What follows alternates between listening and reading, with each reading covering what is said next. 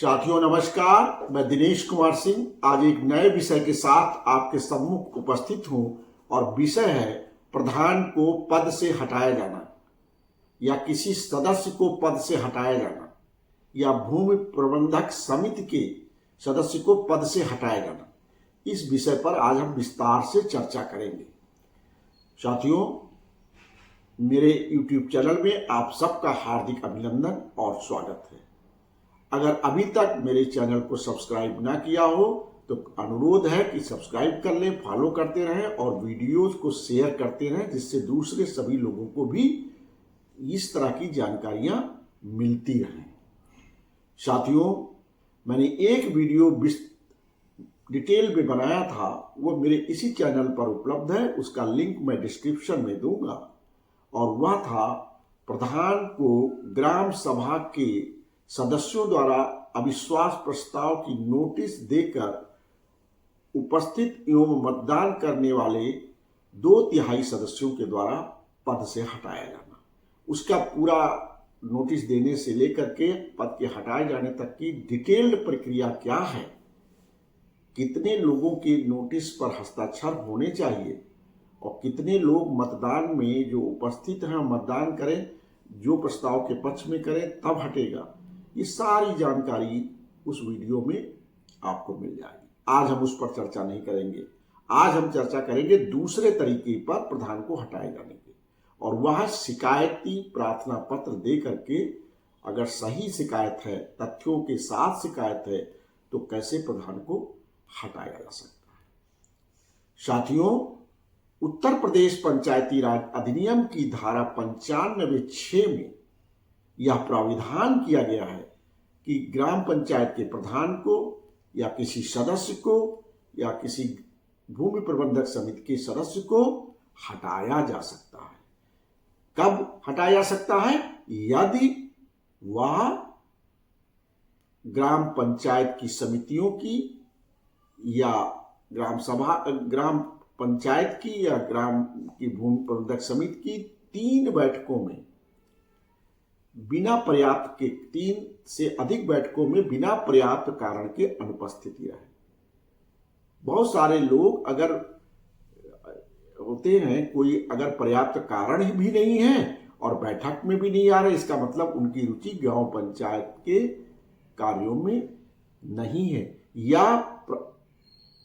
उत्तर प्रदेश पंचायती राज अधिनियम या अन्य सरकारी अधिनियमों में जो प्रधान को दायित्व दिए गए हैं वह कार्य नहीं कर रहा है, तो ऐसे व्यक्ति को कुर्सी पर बैठने का अधिकार ही नहीं रहता है।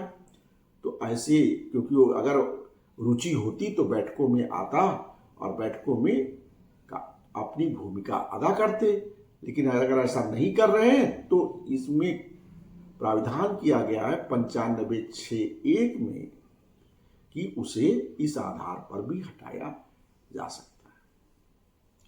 दूसरा आधार है कि ग्राम पंचायत का प्रधान अगर कोई कार्य करने से इनकार करे, जो भूमि प्रबंधक जो उसे अधिकार दिए गए हैं, दायित्व दिए गए हैं, उनके अंतर्गत जो कार्य करने हो उन कार्य करने को इनकार कर दे, या वह कार्य करने के अयोग्य हो जाए, ऐसी भी स्थिति हो सकती है, या उसके पास ऊपर कोई अभियोग या दोषारोपण हो जो उसके नैतिक पतन के संबंध में हो, तब भी ग्राम पंचायत के प्रधान को इन आधारों पर भी पद से हटाया जा सकता है।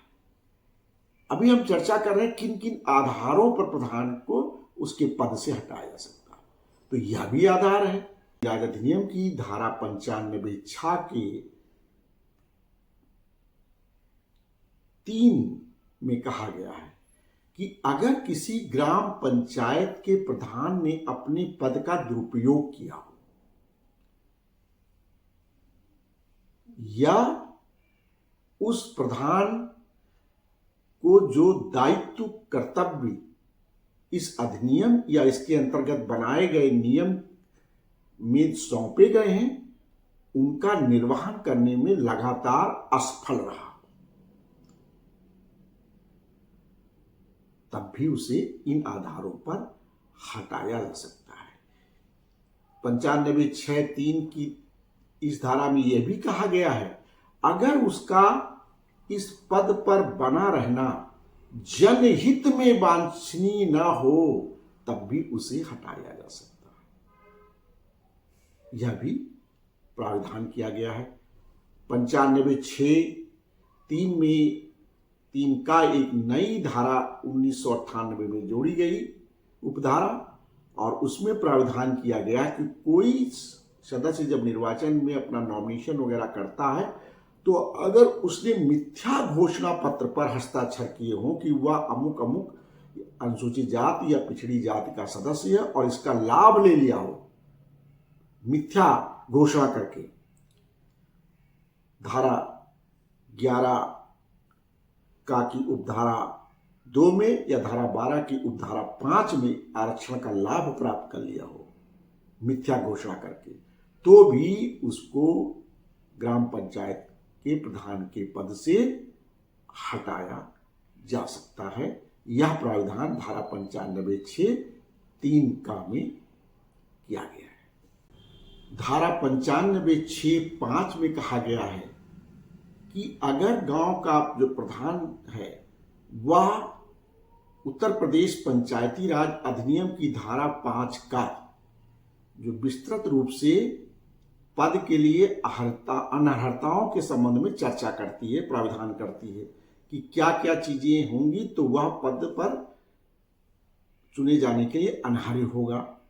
अगर उन अनर्हताओं में जो धारा 5 का में का से लेके अंगा तक दी गई है उनमें किसी एक अनर्हता से भी ग्रस्त है तो वह पद से इस आधार पर भी हटाया जा सकता है। धारा 95(6) के अंतर्गत प्रतिबंध क्या लगाया गया, प्रतिबंधात्मक जो एडिशन किया गया है संशोधन करके, कहा गया है कि अगर प्रधान के विरुद्ध कोई शिकायत या किसी तरह से किसी व्यक्ति के द्वारा दी गई विहित प्रक्रिया के अंतर्गत जांच की जाए और जांच में प्रथम दृष्टया वित्तीय अनियमितता का या प्रशासनिक अनियमितता का प्रथम दृष्टया दोषी पाया जाता है तो वह तब तक अपने पद के वित्तीय और प्रशासनिक अधिकारों का उपयोग नहीं कर पाएगा जब तक कि वह दोष मुक्त अंतिम जांच में ना हो जाए। इसका मतलब क्या हुआ, अगर कोई प्रधान है उसके खिलाफ कोई शिकायत विहित प्रक्रिया के अंतर्गत आती है और विहित प्रक्रिया के अंतर्गत उसके खिलाफ उस शिकायत की जांच होती है, जिसका मैं आगे प्रक्रिया आपको बताऊंगा कि क्या विहित प्रक्रिया है।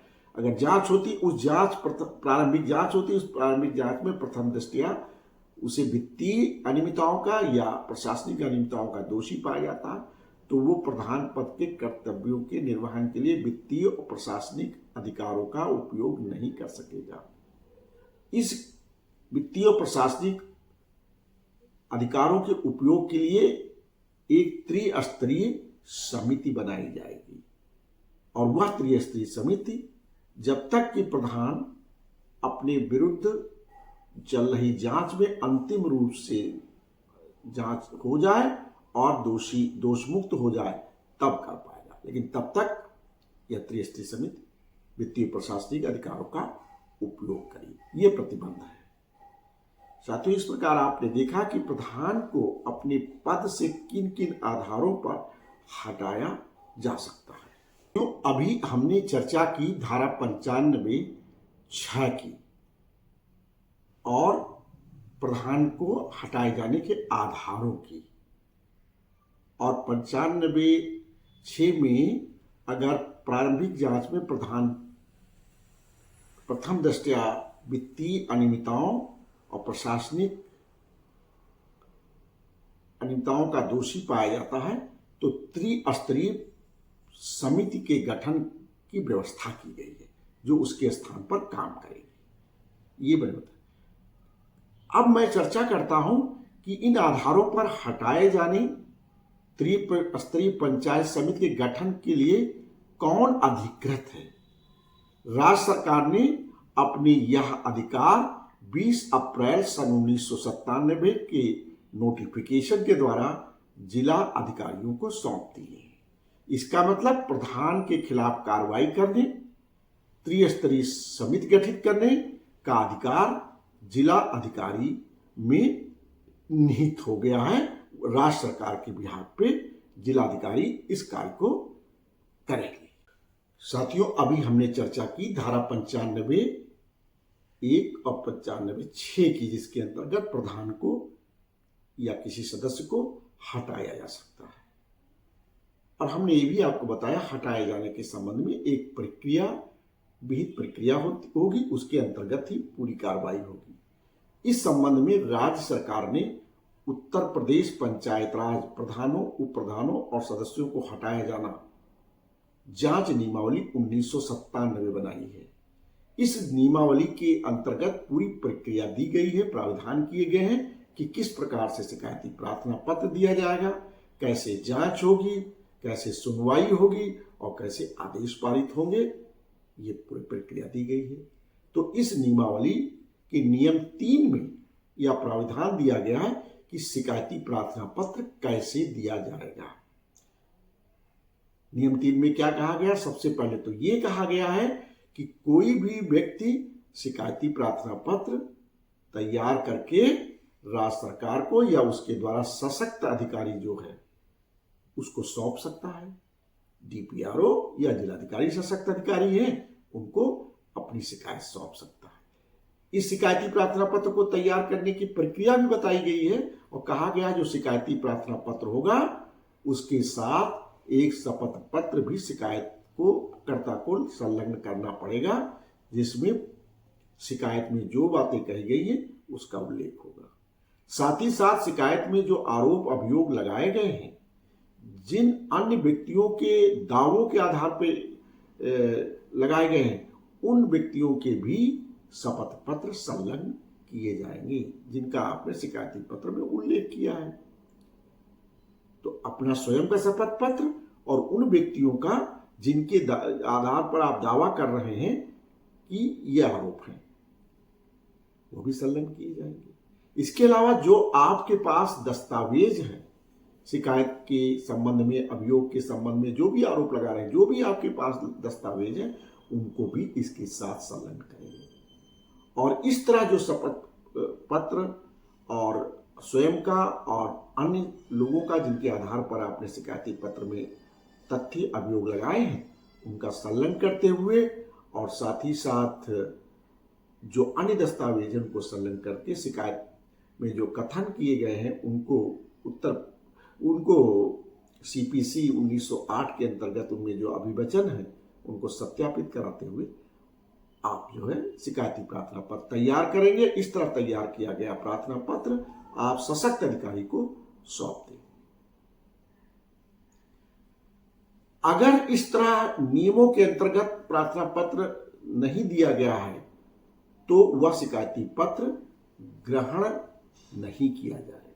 मान लीजिए आप सरसरी तौर पर एक शिकायती प्रार्थना पत्र बनाते हैं, ना तो शपथ पत्र लगाते हैं, ना उन लोगों के शपथ पत्र लगाते हैं, ना कोई तथ्य देते हैं, ना सबूत देते हैं, तो आप सोचते हैं कि ऐसे जांच हो जाए। ऐसे जांच नहीं हो सकती, इसलिए नियम जांच का बना दिया गया। जांच के नियम में स्पष्ट कर दिया कि शिकायत प्रार्थना पत्र आप देंगे किस तरह, क्या क्या उसके साथ लगाएंगे। अगर ऐसा आपने नहीं किया तो आपके शिकायती प्रार्थना पत्र को ग्रहण ही नहीं किया जाएगा। जांच तो बड़ी दूर की बात रही। इसलिए जब भी शिकायती प्रार्थना पत्र तैयार करेंगे प्रधान के खिलाफ, तो आप इस तरह शिकायती प्रार्थना पत्र तैयार करेंगे और सशक्त अधिकारी को जब देंगे तो वह उसको ग्रहण करेगा और आगे की प्रक्रिया जो है जांच नियमावली में उसके आगे की कार्रवाई शुरू करेगा।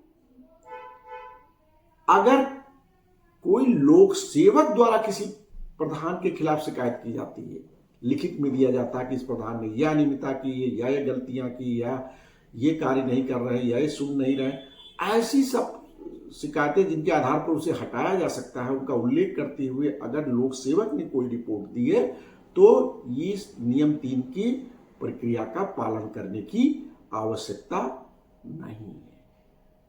तो इस तरह जो शिकायती प्रार्थना पत्र प्राप्त होगा उसके संबंध में सबसे पहले जिला अधिकारी एक प्रारंभिक जांच कराएंगे और प्रारंभिक जांच रिपोर्ट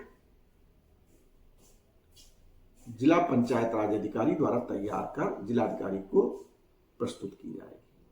प्रारंभिक जांच, अंतिम जांच नहीं, प्रारंभिक जांच, ये इसकी प्रक्रिया है। उत्तर प्रदेश पंचायती राज प्रधानों, उप प्रधान सदस्यों को हटाया जाना जांच नियमावली 1997 में नियम 4 में प्रारंभिक जांच की व्यवस्था की गई है। ये प्रारंभिक जांच जिला पंचायत राज अधिकारी से जिलाधिकारी करवाएंगे और इस प्रारंभिक जांच को 30 दिन में पूरा करना होगा।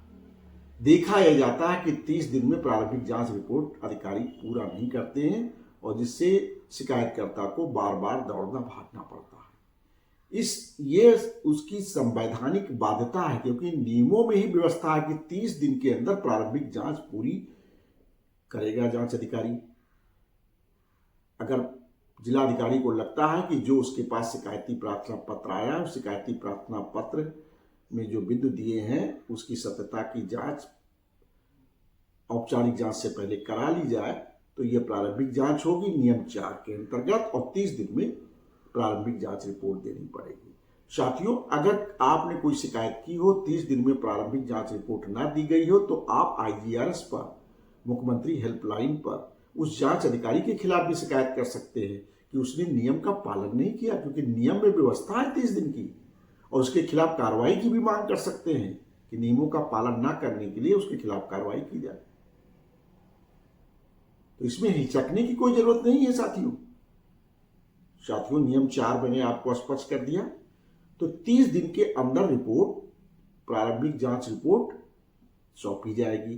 प्रारंभिक जांच रिपोर्ट प्राप्त करने के बाद जो अंतिम जांच के लिए, औपचारिक जांच के लिए जो कार्रवाई का नियम है, वो नियम 5 में व्यवस्था की गई है कि अगर उस रिपोर्ट से लगता है कि इसकी औपचारिक जांच की जानी है, जो प्रथम दृष्टया जो आरोप है उनमें कुछ सत्यताएं हैं, चाहे वित्तीय अनियमितता की हो, चाहे प्रशासनिक अनियमितता की हो, तब जिलाधिकारी निर्णय करेंगे एक औपचारिक जांच के, और एक जांच अधिकारी नियम 5 के अंतर्गत नियुक्त कर देंगे।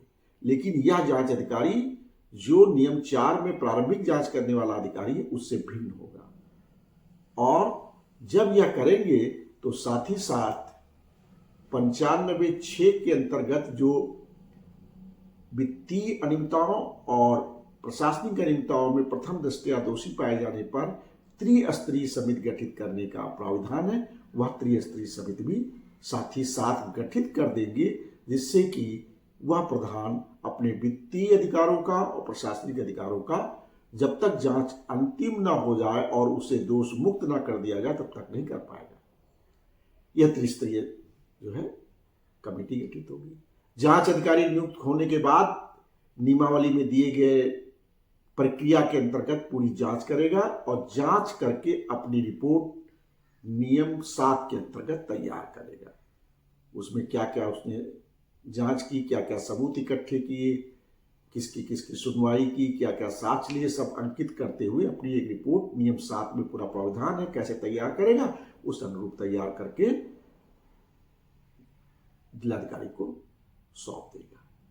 यह जांच भी प्रावधान कर दिया गया है कि यह जांच भी उसे 6 माह के अंदर, जिस दिन से उसको जांच सौंपी गई उसके 6 माह के अंदर देनी पड़ेगी। अगर आपकी जांच 6 माह से अधिक किसी अधिकारी के पास लंबित है तब भी आप शिकायत IGRS पर, हेल्पलाइन पर मुख्यमंत्री की कर सकते हैं कि देखिए नियम में ये व्यवस्था, इस नियम का पालन ये फला अधिकारी नहीं कर रहा है, उसे जांच रिपोर्ट देनी थी और जांच रिपोर्ट नहीं दी। जांच रिपोर्ट प्राप्त होने के बाद फिर जिलाधिकारी, जिनको शासन के द्वारा 1997 के नोटिफिकेशन से अधिकृत किया गया है कार्रवाई के लिए, वह उस पर निर्णय करेंगे। तो यह पूरी प्रोसेस है प्रधान को शिकायत के द्वारा हटाए जाने की। ये पूरी प्रोसेस को अगर आप स्टेप बाय स्टेप फॉलो करेंगे, नियमों का पालन करेंगे, तब इस पर कार्रवाई हो सकती है। और ऐसे प्रधान जो वित्तीय अनियमितताएं कर रहे हैं, जो उनको दायित्व सौंपे गए वो कार्य नहीं कर रहे, वो तो हटने चाहिए। लेकिन अनावश्यक प्रधानों की शिकायत भी तो नहीं होनी चाहिए। सरकार ने इसीलिए शिकायती प्रार्थना पत्र के साथ शपथ पत्र भी मांगे हैं कि आए दिन प्रधान के खिलाफ झूठी मूठी शिकायतें ना हो। अगर तथ्य हैं तो शपथ पत्र के साथ आइए, खुले हाथ से आइए और अपनी बात कहिए, जांच होगी। तो ये पूरी प्रोसेस है। बहुत बहुत धन्यवाद। मुझे आशा है कि आपको अच्छा लगा होगा ये विषय, और सभी प्रधान भाई हमारे खराब नहीं है। बहुत प्रधान भाई अच्छा काम कर रहे हैं, यहाँ तक अपनी जेब से भी पैसे लगा करके गांव के विकास के लिए तत्पर रहते हैं। लोग गांव के लोगों को योजनाओं का लाभ मिले इसके लिए तत्पर रहते हैं। लेकिन जो खराब हैं उनके खिलाफ तो इस नियम के तहत अगर कार्रवाई होती है तो होनी ही चाहिए, जिससे जो है गांव के विकास और गांव के लोगों की समस्याएं त्वरित गति से निस्तारित हो जाए। बहुत बहुत धन्यवाद।